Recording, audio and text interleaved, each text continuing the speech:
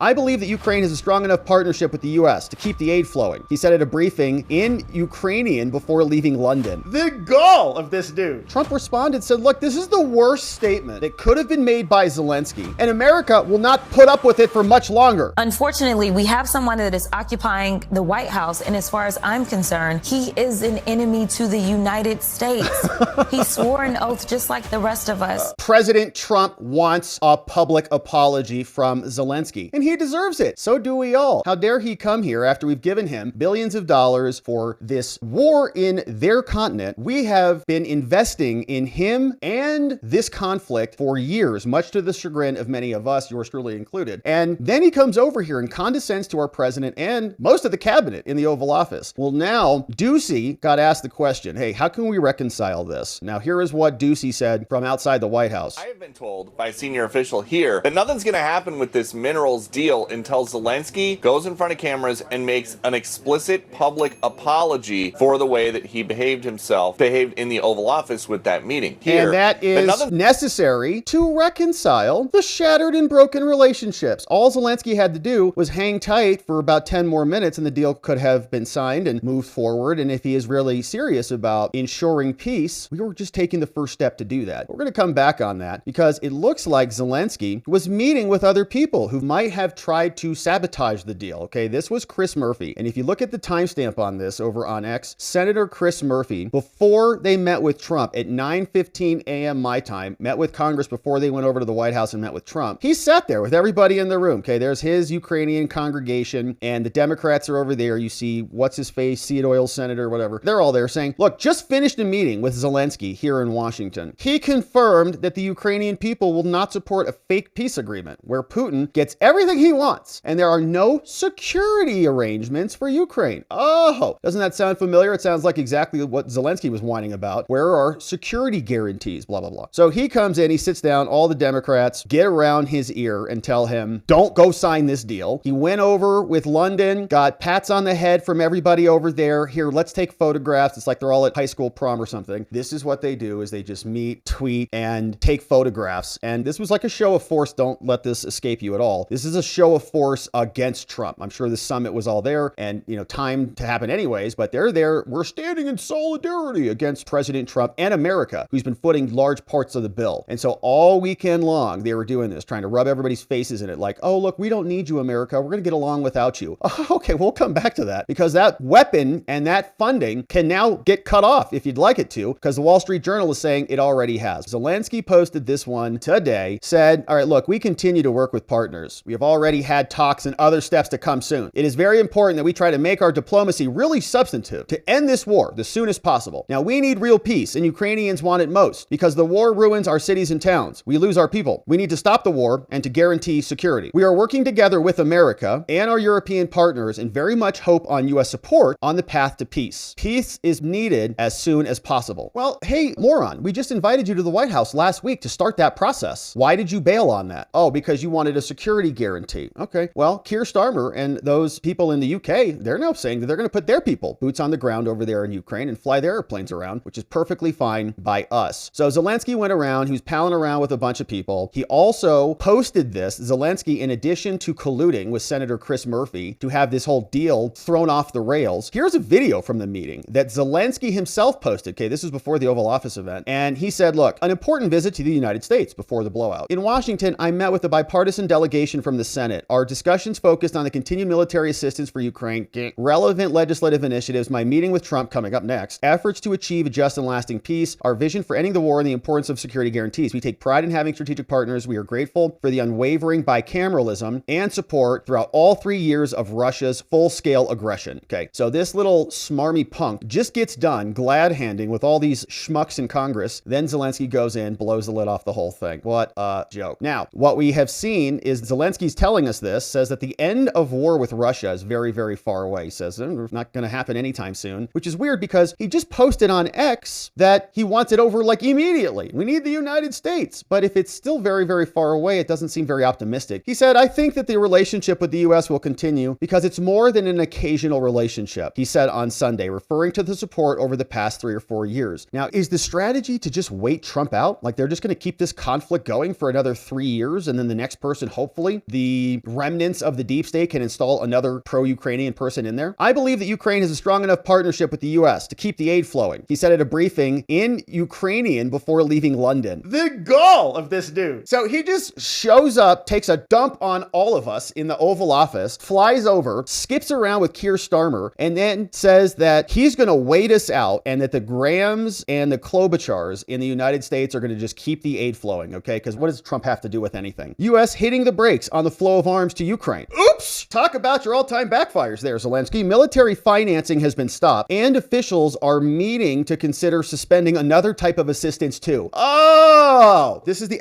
FO status. The Trump administration has stopped financing new weapons sales to Ukraine and is considering freezing weapons shipments from US stockpiles. Woo! Moves that threaten Kyiv's ability to fight at a critical time in its battle against Russia. Oh, no, it's okay. He was just meeting with them. But that's a lot. There's a bunch of countries there. They can help them, okay? So they don't need this money anyways. They don't need the funding. Who cares? The financing was halted in recent weeks amid the administration's freeze, but the move to potentially shut down the main pipeline comes days after a contentious meeting between Trump and Zelensky. The tense exchange on Friday raised fears across Europe. The US would be moving away from the wider Western alliance. Good luck. Enjoy your censorship and your imprisonment of people who are insulting people on the internet. Good luck. Trump on Monday also lashed out publicly at Zelensky. I don't think it's a lash at all. They also said in late January, they ordered a stop to all foreign aid in general. Rubio in recent weeks also signed a waiver to exempt Ukraine from the ban, but senior State Department official Pete Marocco hasn't sent a required letter to the Pentagon to allow the aid to flow. Ooh. And withholding that letter has resulted in a de facto halt to new weapons deals for Ukraine. They don't need us. They're okay. They want guarantees, okay? We couldn't give them a guarantee. So the weapons were not good enough for them. So good luck. And pays for weapons in some countries, according to current and former U.S. officials. Ukraine is able to get weapons from U.S. through several means, including foreign military financing, just like, I guess, just apply for a loan for your foreign war. We'll fund it for you, which provides loans and grants for nations to buy weapons from U.S. defense contractors.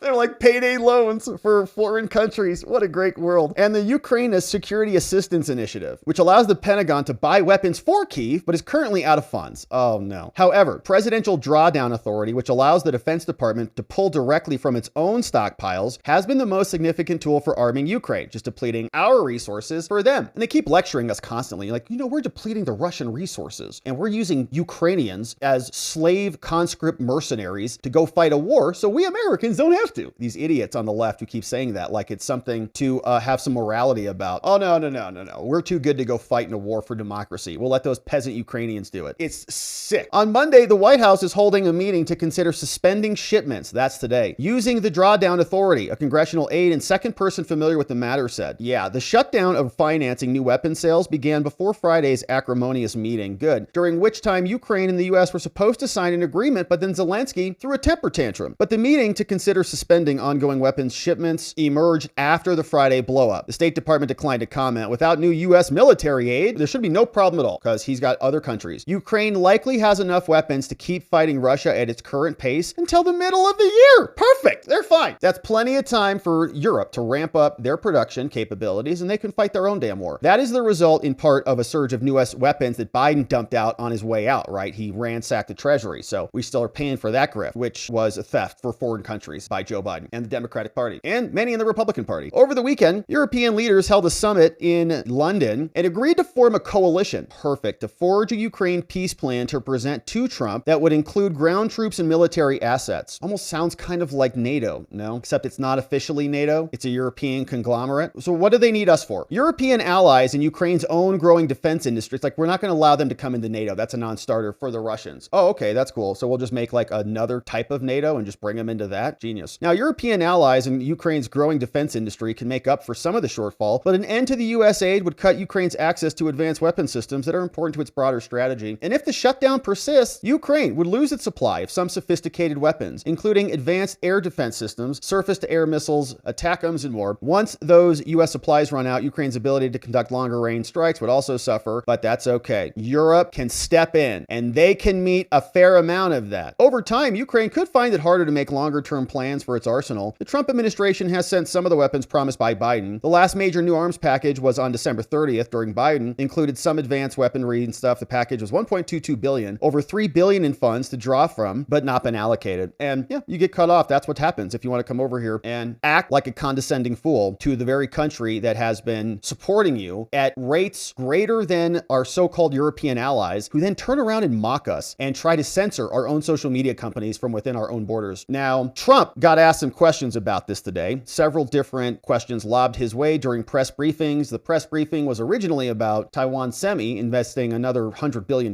in the United States, which is amazing. We have a huge factory coming up in Arizona. But here is what Trump was saying when asked about Zelensky and how this interfaces with the global arena. What do you need to see from President Zelensky to restart these negotiations? Well, I just think he should be more appreciative, because this country has stuck with them through thick and thin. We've given them much more than Europe, and Europe should have given more than us, because as you know, that's right there, that's the border. This country really was like the fence on the border. It was very important to Europe, and I'm not knocking Europe. I'm saying that they were a lot smarter than Joe Biden, because Joe Biden didn't have a clue. He just gave money hand over fist, and they should have been able to equalize with us. In other words, if we gave $1, they should have given. Well, we gave $350 billion. They probably gave 100, but on top of it all, they get their money back because they're doing it in the form of a loan, and it's a secured loan. So when I saw that, which I've known about for a little while, I said it's time for us to be smart. At the same time, it's great for them because they get us in the country taking the rare earth, which is going to fuel this big engine, and especially the engine that we've in a very short time created, and we get something, and we're there. We have a presence there. With all of that being said, I want one thing to happen. I want all of those young people to stop being killed by the thousands every single week. Last week, 2,700 were killed. 2,700 young, in this case, just about all young boys from Ukraine and from Russia. And that's not young people from the United States, but it's on a human basis. I want to see it stop. The money is one thing, but the death. And they're losing thousands of soldiers a week. And that's not including the people that get killed every time a town goes down or a missile goes into a town. And I want to see it stop. And he said thousands a week, and I think I saw one number, maybe Trump mentions it, of about 2,700 a week. Okay, and I think 9/11 was just under 3,000 people, so it's like a 9/11 a week. Boom, happening every week. Brutal, horrible, horrific, war is hell, and we want it to stop. Trump also posted a couple things on this. He says, Zelensky's not helping the cause here. AP had the headline that we just read. Ukraine's Zelensky says end of war with Russia is very, very far away. What? Trump responded, said, look, this is the worst statement that could have been made by Zelensky, and America will not put up with it for much longer. It is what I was saying. This guy doesn't want there to be peace as long as he has America's backing. And Europe, in the meeting they had with Zelensky, stated flatly they cannot do the job without the US. Probably not a great statement to have been made in terms of a show of strength against Russia. What are they thinking, dummies? The world is becoming very bipolar. It's the United States and China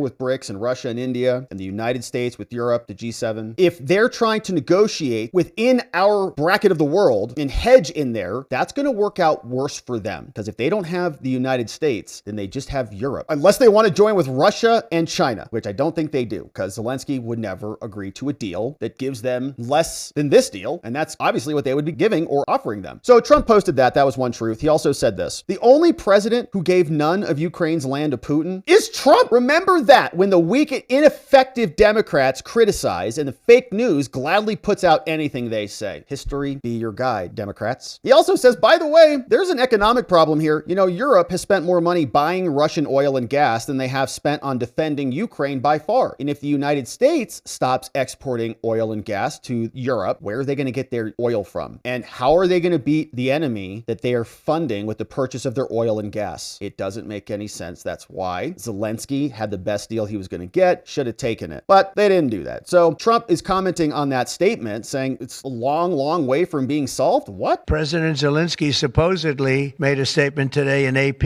I'm not a big fan of AP, so maybe it was an incorrect statement, but he said he thinks the war's going to go on for a long time, and he better not be right about that. That's all I'm saying. Yeah, better not be right, because the death and the mayhem continues, which may ultimately be what he wants. Now, here is one of our favorite Democrats. I know how much everybody loves listening to her. We play these so that we can keep tabs on what they're saying. This was on MSNBC. This is Representative Jasmine Crockett-Fulov, and she is telling you who is really in the White House and who's really behind this deal. Unfortunately, we have someone that is occupying the White House. And as far as I'm concerned, he is an enemy to the United States.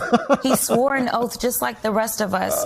But right now, when you are literally putting us at risk, all because of what? Because you want to convince your followers that you should be a dictator too, that you should never leave the White House? What? Because you don't believe that elections should take place? I don't really understand what is going on, and I don't know what it's going to take to get people to wake up. Is she talking about Zelensky, who doesn't have elections? We see National Security Advisor Mike Waltz was on with Dana Bash, who is just having a rough time these last couple months and since the election, really. And here is what Mike Waltz was explaining to her. What is this war going to look like a year from now? The patience of the American people to keep giving billions and billions and billions with no end in sight is not unlimited. And we also made that clear to President Zelensky at the end of that meeting. So you're saying he might be... time on his side, is time on the American people's side. What I'm saying is this war needs to end, and that's going to take concessions on territory. That's going to take Russian concessions on security guarantees. That's going to take all sides coming to the table, and we are working very hard to drive those negotiations forward. We had our engagement in Riyadh with the Russians. We are working to have an engagement, we thought, a deal with the Ukrainians, and then we'll bring all sides together. That only President Trump can do that, and I find it incredulous he's being criticized for that. You just mentioned a specific concession, potentially, that you would like Vladimir Putin to make. Can you elaborate on that? Because we haven't heard any specifics before. Well, we can't get any specifics from the Ukrainians, but this will clearly be some type of territorial concession for security guarantees going forward. I mean, that has been discussed in previous rounds of negotiations. A security guarantee from the think U.S. that is a broader framework. Who guarantees that security? Well, right now, under some first principles, this needs to be a permanent end, not a temporary end. This needs to be European-led security guarantees going forward. Part of that is Europe's contribution to its own defense, so it has the capability to do so. We've had both the United Kingdom and France talking about their troops on the ground going forward. And then, let's not get too far ahead of ourselves. What type of support we provide or not is to be negotiated. But one thing is clear, we do not see Ukraine being a member of NATO, because that would automatically drag U.S. troops in. We need to get all sides to the table, and we're very frustrated that we did not see that from the Ukrainians after we had negotiated a minerals deal that would bind us together, grow their economy, and change the nature of our aid so that the American taxpayer could recoup What are your conversations? That was all done and ready to be signed on Friday. I think his point there was well delineated. NATO is a non-starter. I don't even think the U.S. is going to be ever involved in that unless they can wait Trump out. But if Zelensky wants some resolution, it seems like having an American presence there would be instrumental in the form of mining and setting up infrastructure and exporting minerals from their homeland. Seems like that would be a very nice start to a very solid security guarantee, even without NATO. Because if the Russians blow up American mining bases, that's going to be a pretty big problem for America. It makes me not like the deal at all, because then we get intertangled and intertwined in these foreign affairs that are not our affairs. But let me explain and share with you one of the most intelligent Democrats that exists there. His name is Bang Bang Swalwell, who made Bang Bang with Fang Fang, a Chinese spy. And he is using the same tired old trope of, we are not using our soldiers' lives, we're using their soldiers' lives, because these are demonic people who like death. As long as it's not their friends, as long as it's some random nameless Ukrainian peasant who is conscripted off of the streets while walking to his mother's shop or whatever, you see, they don't care about it. They think it's a good investment. It's just dollars and cents, numbers on a spreadsheet. Here's Bang Bang Swalwell. If you look around the world, our biggest economic enemy is China. Our biggest geopolitical enemy is Russia. In a matter of 3 years, without losing a single U.S. soldier, we have decimated their military and their economy. It's been the greatest return on investment for any military expenditure ever. And as far as the return on investment for soldiers' lives, it's infinity, because you can't divide zero. Is that how that math works? Is it really infinity, or is it null? Is it a null set? I don't know. I probably should have looked that up before the show. But I didn't realize it would be such an idiotic statement that came out of his mouth. I didn't know he was going to go so far into idiocracy land. All right, so that's Swalwell. Here's what Jason Miller had to say about this whole thing. He was on with Piers Morgan, and Morgan asked him a great question. Said, is there anything you can do to solve this? Will Trump talk to Zelensky? What say you, Jason? With President Trump. Simple. President Trump doesn't play games. I would call up, I'm not sure if President Trump would even take his call directly, but I would call whoever President Zelensky is speaking with in the administration and say, I want to get a peace deal done. I want to get an economic agreement with the United States done. I'm ready to sign it. If you want me to sign sign it and fax it to you or scan it in email, however, carrier pigeon, however you want me to do it. I'm ready to do it now. I'm serious. No more games. I want to get this done. I appreciate the fact, President Trump, that you're so committed to stopping the killing that's happening in Ukraine, that you've spent so much time and effort to try to get to this. I want to be a good partner with you, with the United States. I'm sorry about what happened in the Oval Office, but I want to stop the killing as well. Let's get these deals done and start moving ahead. It's real clear, real straightforward. And as you and I both know from our relationships with President Trump, he's a straight shooter. That's what he wants to hear. Yeah, that's a nice message there from Jason Miller. Of course, he works with President Trump's senior advisor, and it's almost like Zelensky could just copy and paste that, right? And just, here, just put your little green suit on and read this in front of the camera. Here, just read it. Just say it, Zelensky. Now, Rubio explaining the very real point. If Trump were a Democrat, this would be the peace deal of the ages. You'd have Rachel Maddow calling this historic, doing backflips on her show one night a week. Do you know what the United Nations resolution was? I'll tell you if you want to hear what it was. It basically said this has been a horrible war. It's time for it to end. The job of the UN is to bring about peace in the world. I thought that's what the UN was created to do, to stop wars and to prevent them. And that's what the resolution did. Was it antagonistic towards the Russians? No. Back to the point. It also didn't praise the Russians. All it said is this is a bad war. It needs to end. And by the way, at the Security Council, which has not been widely reported, the first resolution on Ukraine that has passed the Security Council in 3 years passed this week because of the leadership of President Trump. And it's a resolution that says bad war needs to end. Let's bring the two sides together. That's what the resolution is. Again, what is the United Nations for? Isn't it not a forum to promote peace in the world? And shouldn't